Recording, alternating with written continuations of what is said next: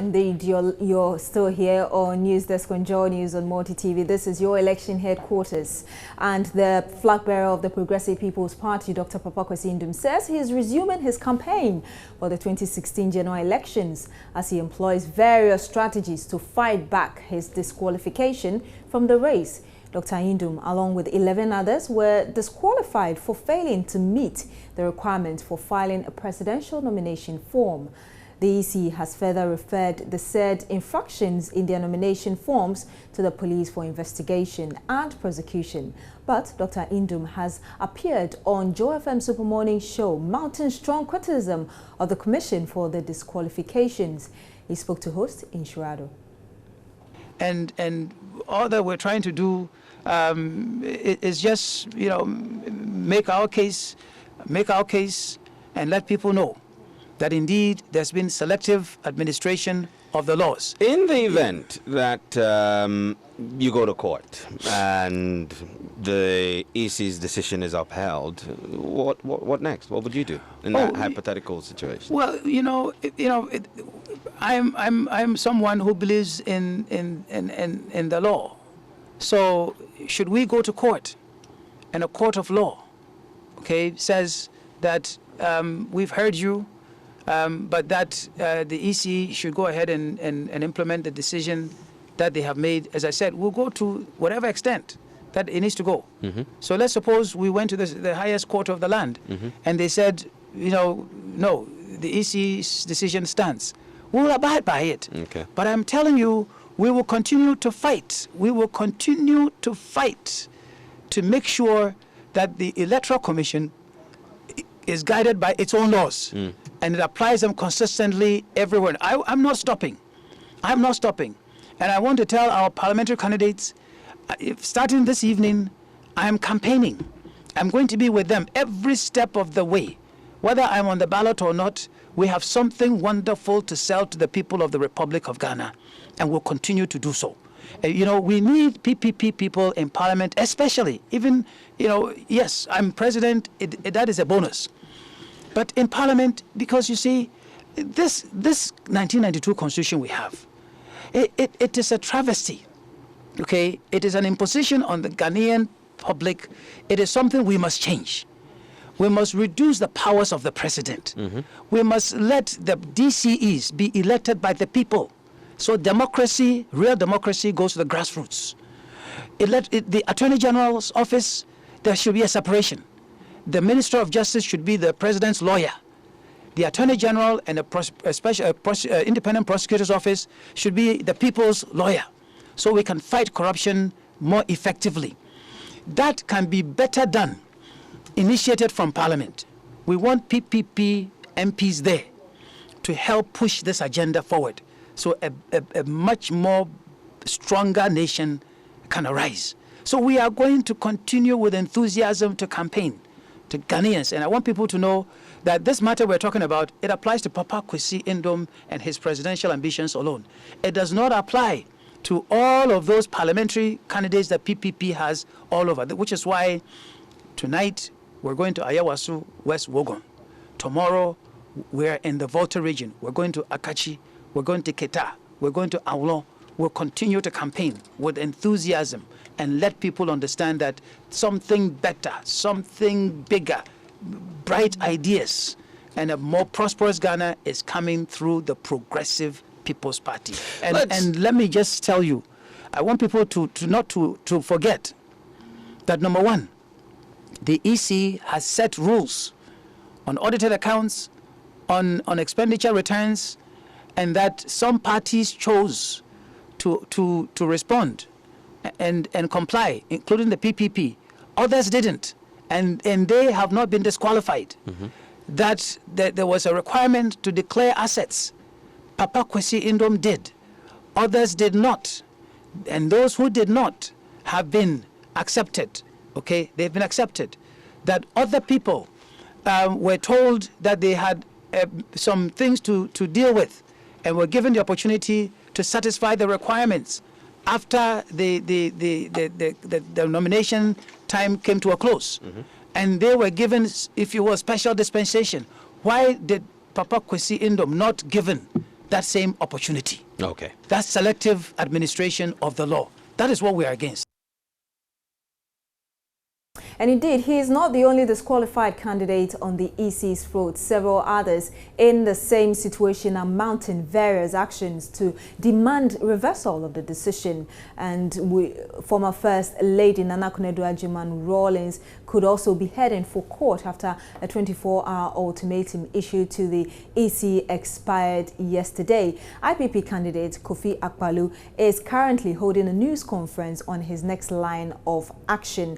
And of course, there will be more development and we'll bring that to you. Let's now speak to the head of the election task force unit. He is also the director of operations at the Ghana Police Service, which is saying that it withdrew the security for the disqualified candidates. It would restore these security persons as well to these people. I'm joined on the line now by the head, that's Dr. Ben Osei. Good morning to you, sir. Thank you for joining us.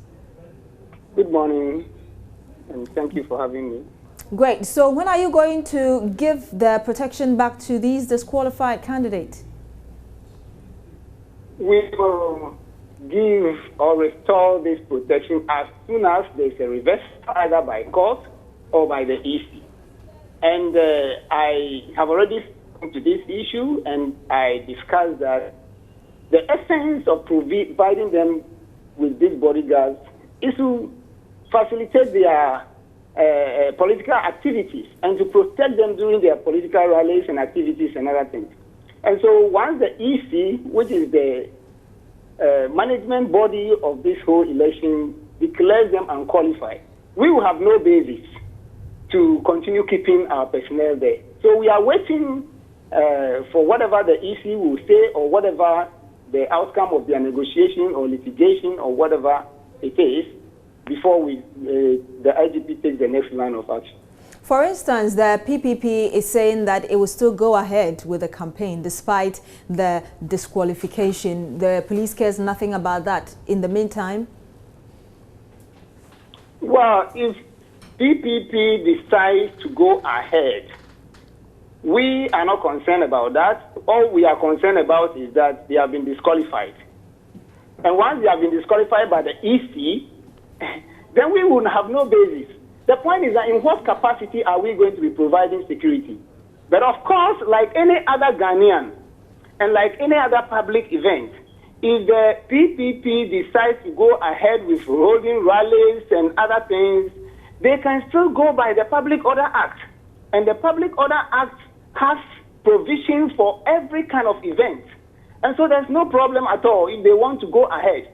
For instance, if they decide to go to Tamale right now, they can still see the regional commander because they are holding an event, and the regional commander will provide them with the needed police security. But we will not provide him or the vice presidential candidate with a bodyguard. Our issue is with bodyguard. Our issue is not about security. As for security, everybody enjoys security. And once you hold an event, the police are obliged to assist you.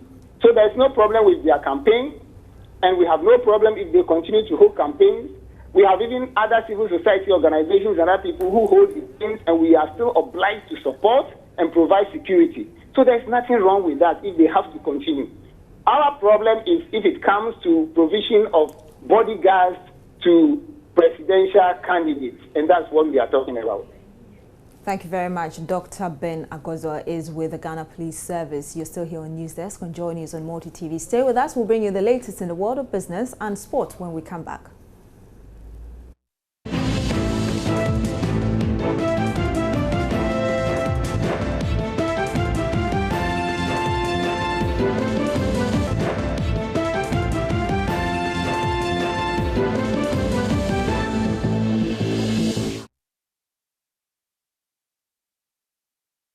Now, sound financial background and ability to raise a child will be paramount considerations in the approval of child adoptions under the new Children's Amendment Bill currently before Parliament.